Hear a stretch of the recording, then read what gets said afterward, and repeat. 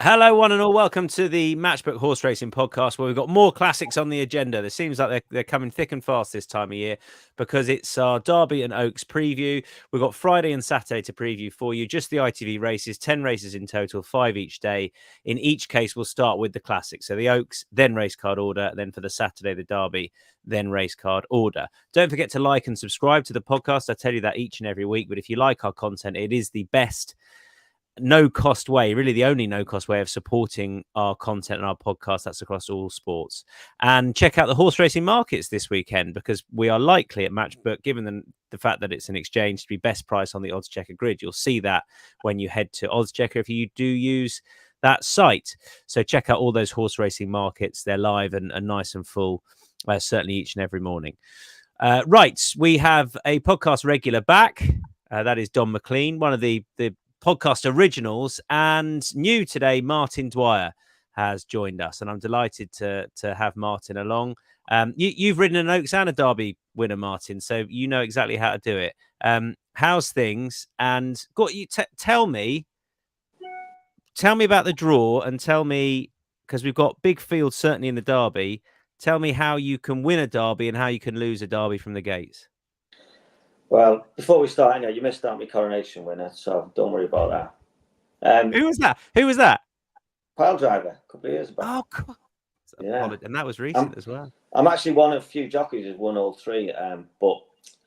Yeah, you can lose the Derby at any stage of the race. It's a nightmare to ride Epsom, 1.5 miles uphill, across the top, downhill. It's helter-skelter.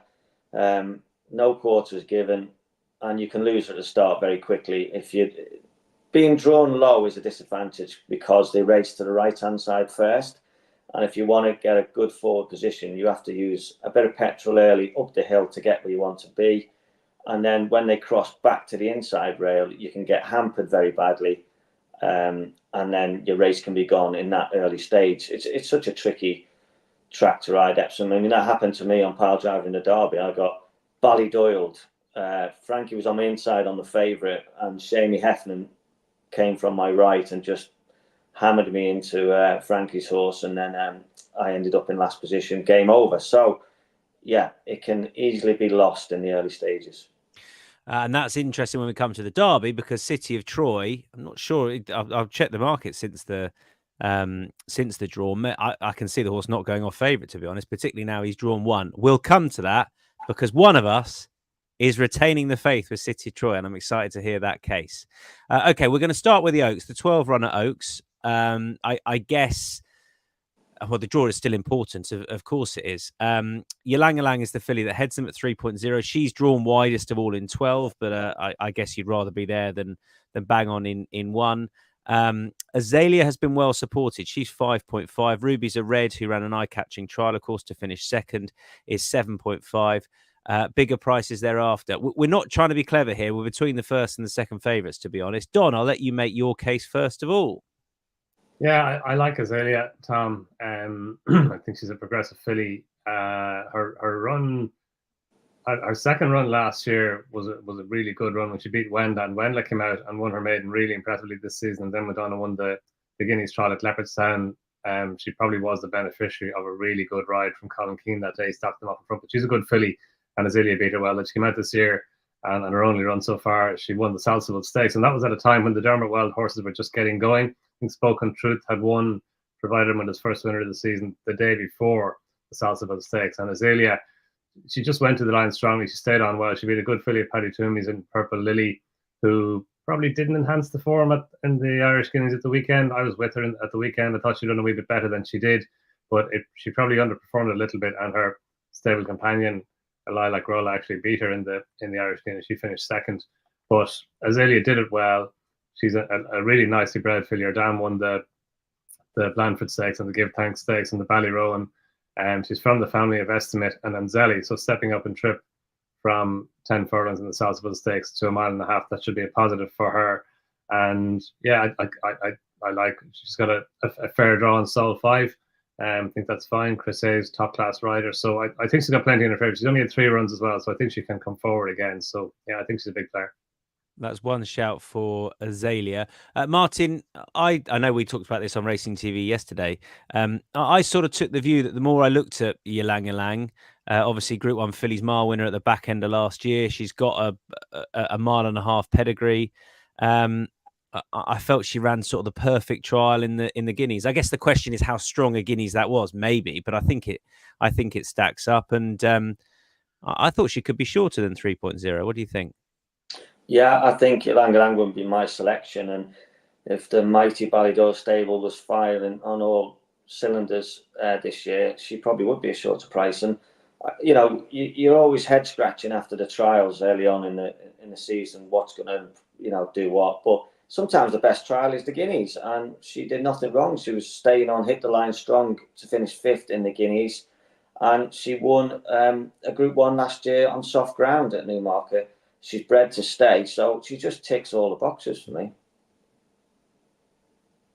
Yeah, I'm with her. So that's we're not trying to be too clever there, to be honest. 5.5 Azalea, Ylang Ylang 3.25. Those are the two fillies that are getting put up. We've only got one horse being put up for the Wood Cup. That is the 2 o'clock. We're going back to the start of the day.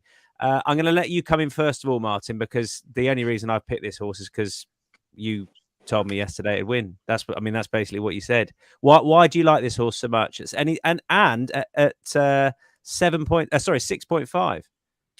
Yeah, I'm disappointed that you were copying my homework.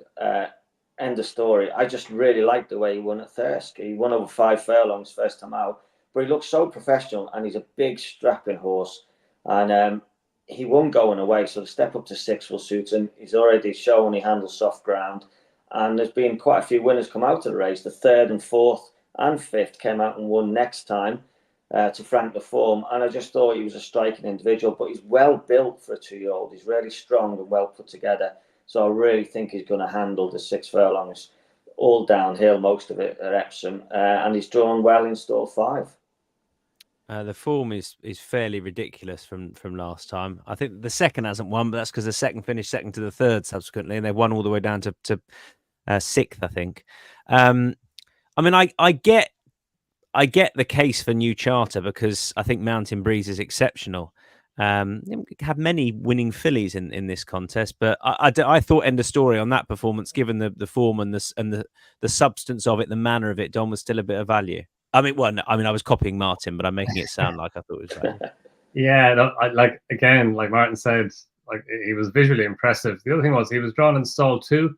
The 2nd and 3rd home, they were drawn in 8 and 12. So we had to kind of come over towards the near side. And generally on soft ground at Thirsk, you want to be over towards the near side. And Martin said like the 2nd and 3rd finished 1st and 2nd in reverse order next time at Doncaster. He handled the easy ground well that day, so that augurs well for Epsom at the weekend.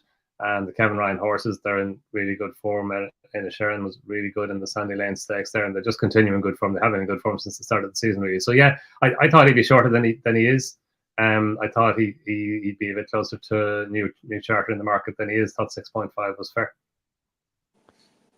Okay, we move on to the Trusted Trader handicap. That's the 235. Don and I are with Johnston horses, and we'll come to Martin. So let's start with the Johnsons. Well, I'll kick it off if I can. I like a few of the Johnston runners, and I was half tempted by the one that Don's going for, but I'll let him make a case for that horse, Dutch Decoy. I feel like when there's a few Johnston runners, particularly on a track like this, which can suit speed, that they can just control it, and you look and you think, oh, there's going to be a load of pace on, but they actually slow it up top, and it suits their runners. So Ben Acre, he's a funny horse because he's probably bred for a little bit further, and they did try it when he was a bit younger, but he's run well a few times over this sort of distance. He's a course winner, so that ticks a box, and I thought last time was a bit disappointing, but I sort of don't mind that with this yard when you can get a bit of a blowout run and then they bounce back. Prior to that, he looked in pretty good form. He's obviously gelded in the off season.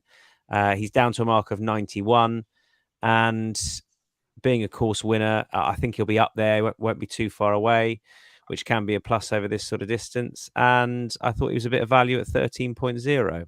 Your horse is drawn in 1, Don. Yeah, I don't see that as a negative. I think it's probably a positive over the mile at Epsom. Like the last few winners of this race, they've all been drawn in single figures. Now, they haven't been massive fields, but they have been kind of 12, 13, 14, 15 runner fields. And 2 years ago, the winner was drawn in 1. And Dutch Decoy, like, he in this race last year, he finished second behind the stable companion, Austrian Theory. He's £6 higher now than he was that day. The winner made all the running. It did look like he was coming to get him, but his run just kind of flattened out.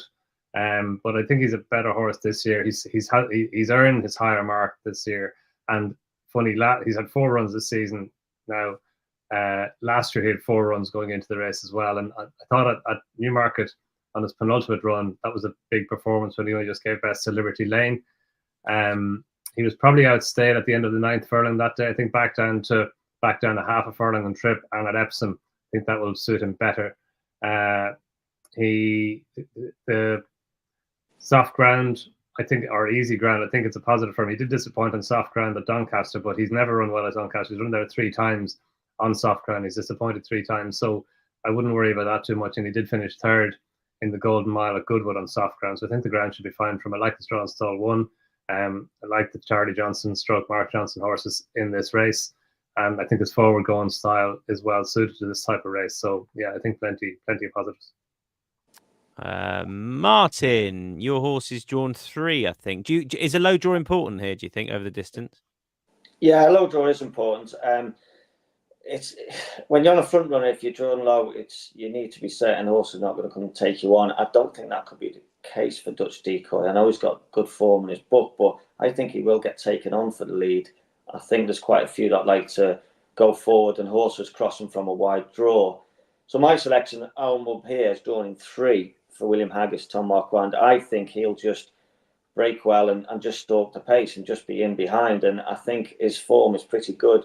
And he just loves soft, heavy ground. And the way the forecast's looking, it could be pretty soft and testing ground there tomorrow.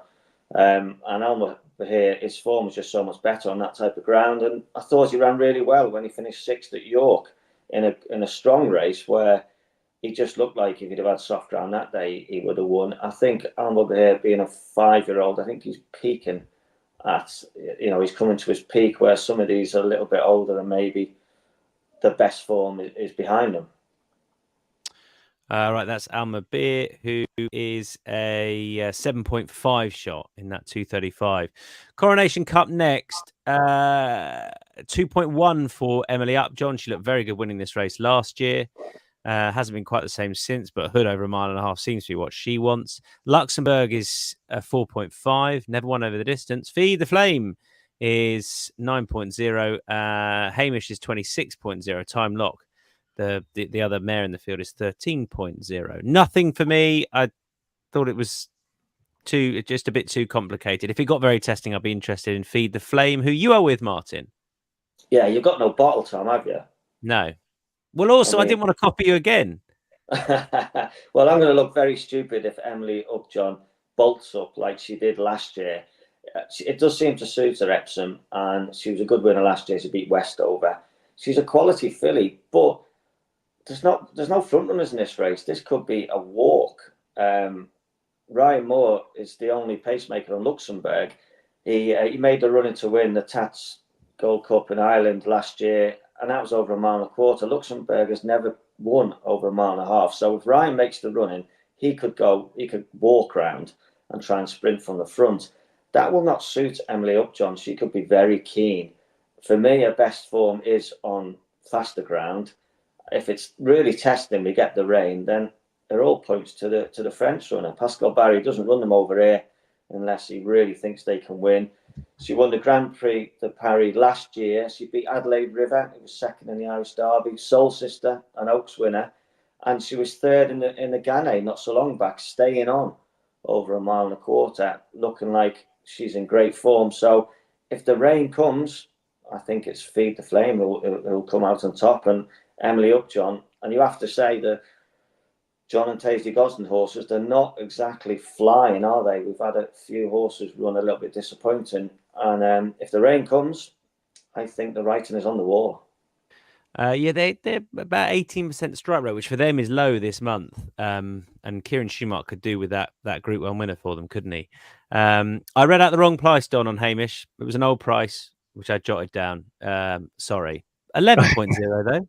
You'll take that, right? Still big, yeah, half what I thought you said, but yeah, 11.0. I think just as Martin said, I think it might not be as straightforward as Emily Upjohn wins. She kind of needs things in her favour. That said, she does go well at Epsom, and she's the best horse in the race on all known form. But she's an even money shot, and I just thought Hamish was a wee bit overlooked, as he often is. He's won his last 5. Like he's got a wee bit to find on ratings with Emily Upjohn, and he has to give her weight, but not that much. He doesn't have that much to find. And the soft ground, obviously, that's key to him. Like he finished second behind Kyprios in an Irish Ledger the year before last on soft ground, when he did give Kyprios a race. Kyprios was always holding him, but he gave him a race, and the pair of them pulled 7 lengths clear. Search for a song. He's won the Cumberland Lodge. He's won the Glorious Stakes with Goodwood, all on easy ground. And I just think he's a horse who will give his race. He'll give his running on the soft ground, and there's a better than 11.0 chance that might be good enough to win it, given how the race might work out. Oh, come on, Don, I've got to jump in here. That second to Kyprios in the Irish St. Ledger, I could have kicked me hat faster the last furlong of that race. Hamish is a solid horse. You love him, but he's a multiple Group 3 winner. Surely, can he win a Group 1? You're getting 11.0 about him. He's not the most likely winner, but I think if things fall his way and the rains keep on coming, I think he's got a better chance than that. Let me take you back.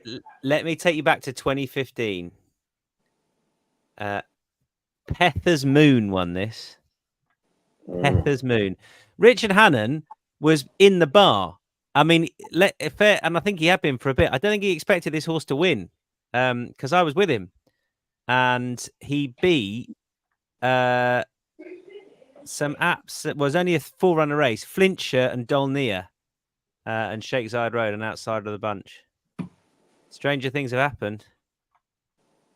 So there we are. I mean, Pile Driver won it, for Christ's sake. Anyway, moving on to the handicap, the Nifty 50 handicap, 345.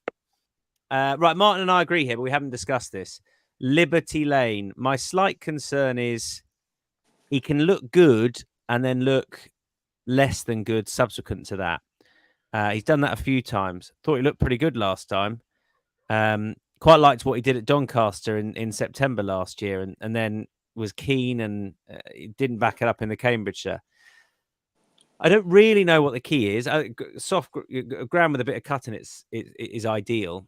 I think he wants 10, but just speaking to Carl after that win at Newmarket, I think he feels like, this horse is a very high class horse, a very high quality horse who should transition back into top level company.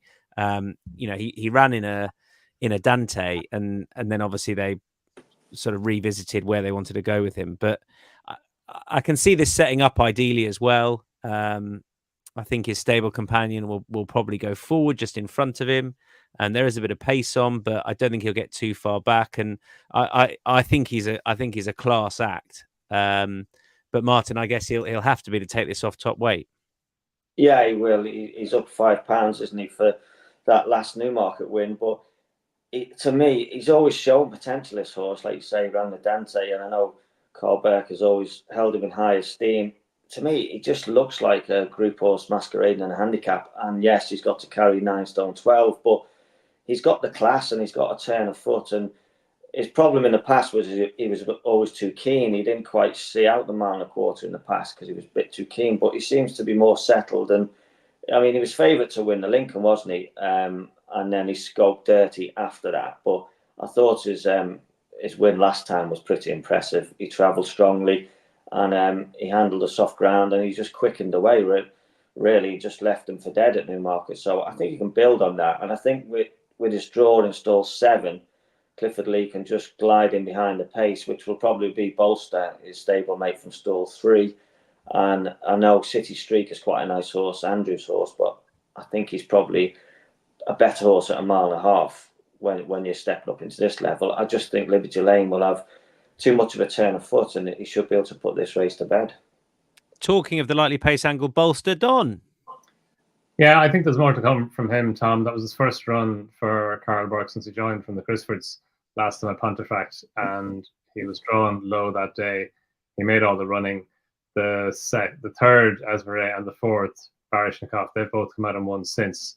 And he got £5 for that, but I thought that was fair. He seemed to win with a little bit in hand. It was his first run of the season as well, his first run since July. And he's got a nice draw on stall 3 for a prominent racer. And interesting, so on jockey, Pierre-Louis Jamin rode him last time at Pontefract, but obviously Clifford Lee is riding Liberty Lane. Does that mean that Liberty Lane is the number one choice of the stable or not, do you think? I guess it's who rode the horses last time, right? They're just keeping with that, maybe. Well, can I jump in? Yeah, please do. I messaged Clifford's agent earlier, and he told me Kevin Ryan made the decision on who was riding what, and he said because Clifford won on Liberty Lane last time. Yeah, there we go. That's what I was thinking. Kevin, sorry, I meant Carl Burke. I got confused there. Carl Burke made the decision. Yeah. Right. It makes sense that they were on those respective horses last time. It looks like there's not much between them at the market anyway. Yeah. Finish 1 and 2. There we go. Yeah, hopefully we got it right between them. Okay, that's us done on Friday. We got nothing else for the Friday. Matchbook Zero long shot now. Reminder that Matchbook Zero goes live at 10 a.m. each day. You're most likely to be getting best odds because of Matchbook being an exchange, and then added to that, you have zero margin, zero commission with Matchbook Zero. Win bets only. It's a no-brainer if you want to win bet at enhanced odds. Head to Matchbook Zero. I'm going to chance Sweet Reward in the handicap we've just been talking about, just because she's a biggish price. I think she's about 15.0. Course and distance winner leapt out at me. Nearly put the horse up anyway, to be honest. I was there last year when she won at the track, and she looked quite progressive, but it will have to be a return to this track, bringing out the best. Don, your Matchbook Zero long shot? I'll go with Dutch Decoy in the 1 mile handicap. Martin, the biggest price you've put up is Almabir. I guess he's likely to be yours. Yeah, I think so. Fine. That's Matchbook Zero long shots done. Best bets. Mine is Benaker in the 235 for Charlie Johnston. Don. Azalea in the Oaks. Martin, your best bet on Friday at Epsom. Ylang class will prevail. Ylang in the Oaks. All right, the Derby, 4:30 on Saturday. City of Troy is drawn 1. The latest odds have City of Troy knocking around at still just about top of the betting, although Los Angeles has been really well supported of late. But still half a point clear is City of Troy at 4.5. And there's one man who is either brave, stupid, or just, I don't know, just looking to make a headline, because Martin Dwyer is going to put him up. Make this case, Martin. I'm on tenterhooks. He's got a bad draw. He ran a stinker in the Guineas. He didn't look much cop in the paddock at Newmarket when I saw him, to be completely honest. But he's 16-1 when you stand into him. Take it away, Martin. Well, I don't know whether I'm brave or stupid, maybe a combination of all, but you don't become rubbish overnight. A horse you can forgive any horse one bad run, and he just didn't look himself. He got upset in the stalls at Newmarket. I was watching closely. He just didn't look it. He started rearing up, getting upset. He didn't look great in the paddock, but he's a champion. He's rated 1-2-4. And he was beating horses out of sight last year. Yes, he hasn't won over further than 7 furlongs, but he's the only horse I've seen run away with Ryan Moore after the race. He looked full of enthusiasm after every race he won last year. Aidan O'Brien, who's in the paper again today, saying, I made a mistake. And he feels he didn't put enough work into him, didn't have him right for the Guineas. And yes, he flopped, but he's won a Dewhurst on soft ground. That's not an issue. He looks like he will stay. The way he was winning his races last year, if he hadn't run in the Guineas and come straight to the Derby, he'd be favourite for this on what he did last year. And what he did last year hasn't gone anywhere. He just one bad run, and any horse can do that. I think this horse will come back. I think he's a champion. I think he'll prove that, and he'll justify all of the superlatives were said about him over the winter. I think he'll win. Stall 1. ADR won from Stall 1 2 years ago. But he's Martin. This is we've seen him before. He's a front end horse. He's not. I don't want to say he's keen, but there were moments last year where he bordered on over racing. He's not exactly a switch off horse. So one can't be a good thing, can it? No, you're right. He can get buzzy, and he has had a tendency. I think last year Ryan took him to the front sometimes to keep it uncomplicated, because rather than restrain a horse, it's not very nice restraining a horse and taking him out of his natural rhythm. But Aidan's had a bit of time to work on that, and they keep saying they've got it sorted, and they've done some. They've got him to relax, and this is an open derby, and you can see there being a bit of pace on early. Ryan Moore will be able to use this horse's natural ability and early pace to get where he wants to be, and then switch him off. I just think his class will come to the fore once again. I really do. I know what you're saying. You can't run like you did last time and win, obviously. And if he's gassy and keen, he's not going to finish. But he's got the class, and once Ryan gets an early position on him and he switches off, I think his class will come through. I really do. All right. Brad says Martin has obviously had a few sharp ones for breakfast. Backing City of Troy after the last run seems madness. Could be a genius call, but not for me, Mr. Darley. Tom's with us. He says, I like Ancient Wisdom for the derby. I agree. We'll come to that if it's soft, to be honest. But both classics aren't really races I'll be betting in. Fair dues. Afternoon, Trevor. You're with us as well. There's plenty along. Thoughts on the derby, please let us know. We don't need to talk about City of Troy anymore, Don. I think we've had that fairly covered. The only thing I would say compared to last year's winner, pedigree-wise, I could sort of see it. I know after the event, but I can see it less so with a horse like City of Troy, who's Dan didn't necessarily train on, and who justify the jury's a bit out 3-year-olds wise at this stage. That might be a bit early to be saying that. Okay, you can make your case for the Lingfield Derby trial winner, Dom. Yeah, what he did at Lingfield was really impressive. He handled the hill well, came down the hill well, and he kicked away. He beat Illinois impressively, and the time was more than 2 seconds faster than the Oaks trial on the same day. He had to step forward and do something like that if he was going to be a Derby contender, but he did. He was stepping up a trip to almost 12 furlongs that day for the first time, and he seemed to improve for it. And again, he's another lightly raced horse. That was his second of the season, just his fourth run ever. And I think he can come forward again. I just like the way he went to the line at Lingfield. I think the extra distance brought about improvement in him. And obviously that was backed up by the time by his section as well. So I just think that he's he's an unfashionable type of horse, although he was and then he drifted it away, which is good in the face of the support that's come for Los Angeles and Ancient Wisdom. But I think he's got plenty in his favour, and the Lingfield Derby trial has kind of come back in vogue a little bit as a Derby trial after a time in the wilderness. But look, it's a fascinating race, and City of Troy brings all that fascination. It's going to be really interesting to see how he performs. But I think Ambient Friendly is the value. CJ, you just saw there, said Ancient Wisdom most likely winner, but City of Troy could bolt up. Imagine. Tom says Ancient Wisdom is my choice too. That's where I'll come in. Ancient Wisdom is my choice. The more I look at his profile, he was, after his win at the back end of last season at Donny, he was, other than City of Troy, the obvious Derby horse. I suppose that, the issue is he was beaten 6 and a bit lengths in a Dante, where things didn't work out ideally. He was a bit buzzy on his first start of the season.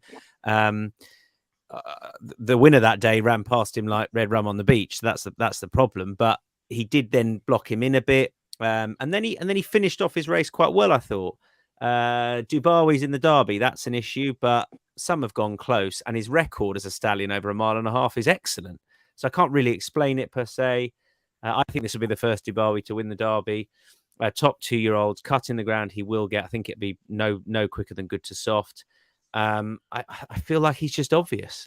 Maybe beaten 6.5 lengths by Economics is the best bit of form going. Maybe it is. Maybe Economics would win this 10 lengths.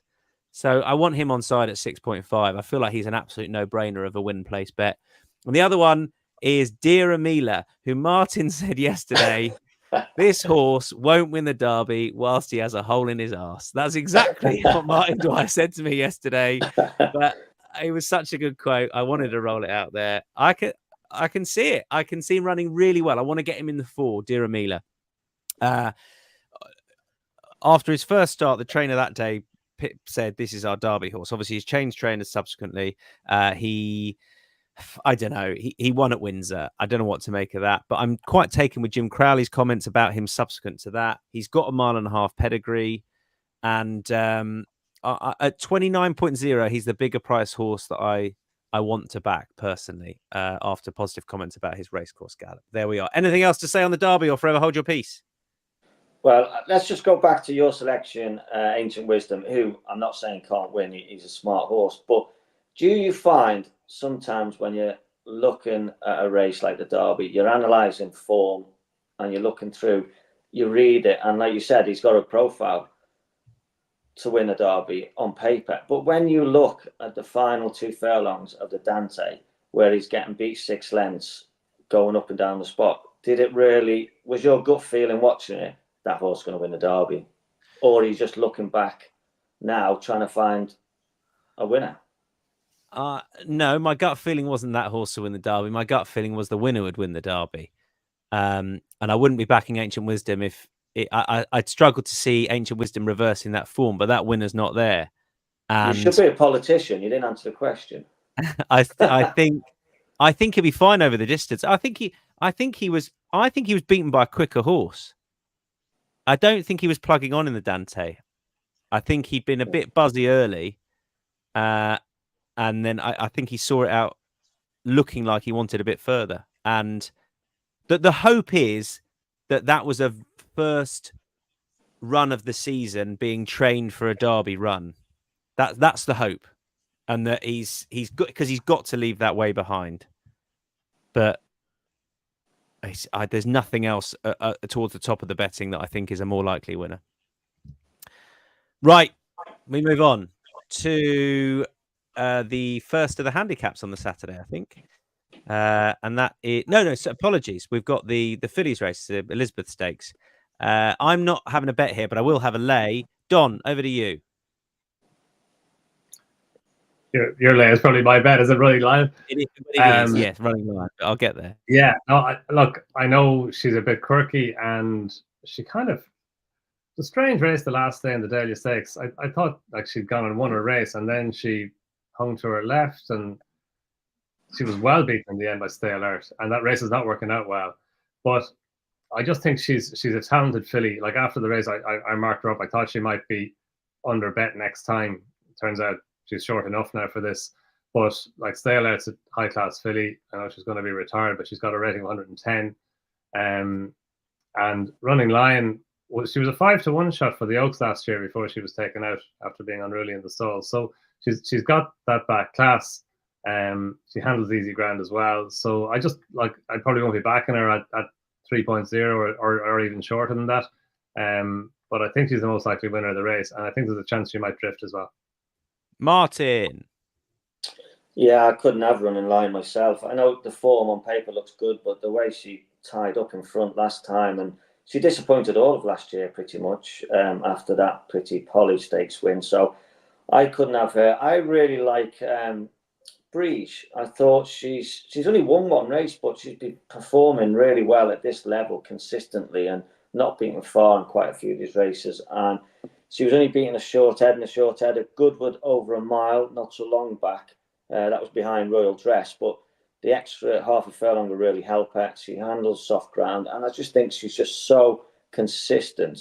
And I think the race will set up nicely for her. Drawn in stall 7.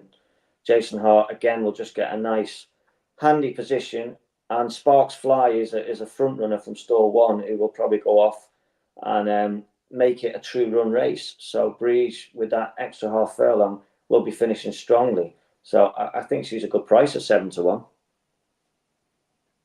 She was one I got closest to putting up, but I'm just sticking with a lay in the race, which I'll come to in the lay section. The Diomed Stakes next. I'll kick off with my selection, which is Imbesto. Top of the betting, I know. I guess my concern at 5.0 was the hood going on first time. I couldn't see where the pace was definitely coming from. Probably Highland Avenue and out of one. He was beaten last year by Regal Reality and is penalised this year. But I just like Investo's profile. He looks as though he could kick on this year. I think this is his distance. I quite like the dead heat performance at Salisbury. Quite like the horse he dead heated with on that occasion.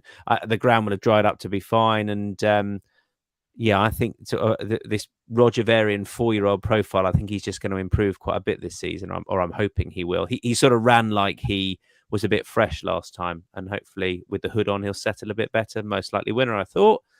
Martin, who do you like? I like Regal Reality, last year's winner.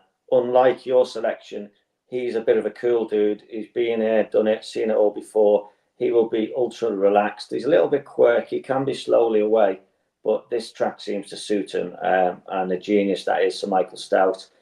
He doesn't run this horse often. He's got plenty of solid form. He's 9 years of age, but I just worry about your selection over boiling over. I know he's got the hood on for the first time, but he's got ability. He won a Salisbury, dead heated at Salisbury, but he's let himself down a few times when he's ran too keen.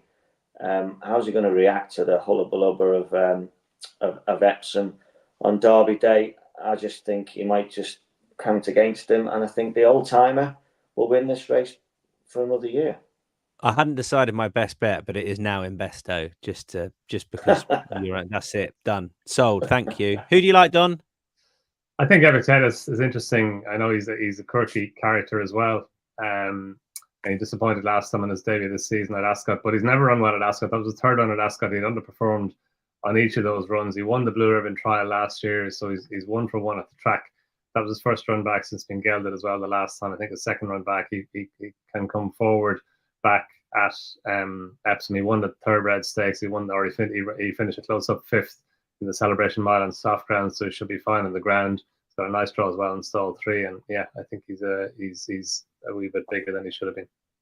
3-year-old Dash has filled. The Dash itself hasn't, but the 3-year-old Dash is as open as ever. Don's a no bet in it. I'll kick off with Nick's. The way I want to play both the 3-year-old Dash and the Dash itself.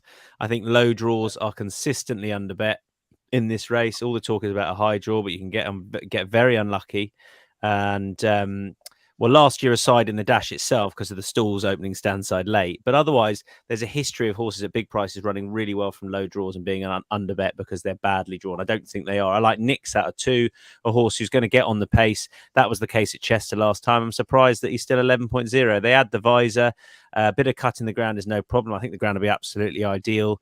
And I thought a £3 rise for the Chester success was fair enough. I think the track will suit. Martin. Yeah, this is such a difficult race, and the older horses in the Dash. I wouldn't like to be having a bet in this race, but if I was, I'd be looking at Grand Lad for James Horton, who I really hope has a good season after what he's been through. Really good trainer. I just think this horse is progressive. He's won his last 2. I like the way he won at Goodwood last time, which is an undulating track. He looks well balanced, big strong horse. And he was headed and then fought back to get back up and win last time. That was only a week ago. He just looks like a horse in form that's really progressive. I do like him. And he's drawn in stall 11. I get you. There's always a lot said about you need a high draw, and a lot of horses have won from low. But I think certainly in the 3-year-old division, you'd want to be higher because they're not as experienced and able to handle a Cattenberg as well as the older horses. Okay, moving on to the Dash itself. Won last year out of stall 5. T-Spirit won out of 10 a couple of years ago, but I think stalls 2 and 3 were second and third. Mockatil won it out of 13, but a lot of horses run well from low. Ornate run it out of 2. Tanerstock run it out of 16. Stall 1 was third that day. So I'd take the experience point in the 3-year-old, but I'm definitely taking that lower draw with me into the Dash itself. Don, I'm not sure where yours is, but you can make the case for Silky Wilkie. He's in 15. Nice and high. Okay.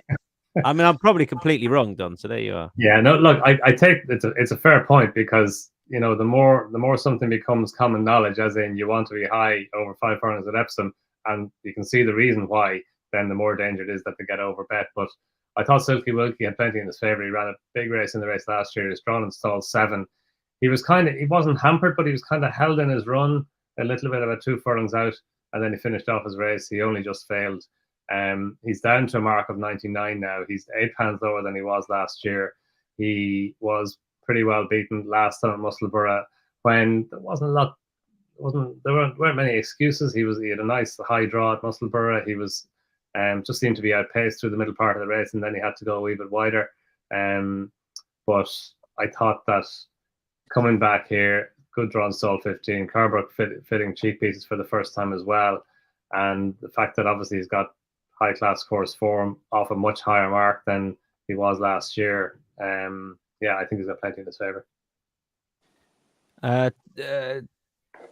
Trevor says, ask Martin the best draw in these sprints. Tom says, stand side draw in the sprints, isn't it? That's the point I've been making, Tom. Go back and look at the last 10 years. Horses low running really good races and horses low winning it repeatedly. I think it's about was.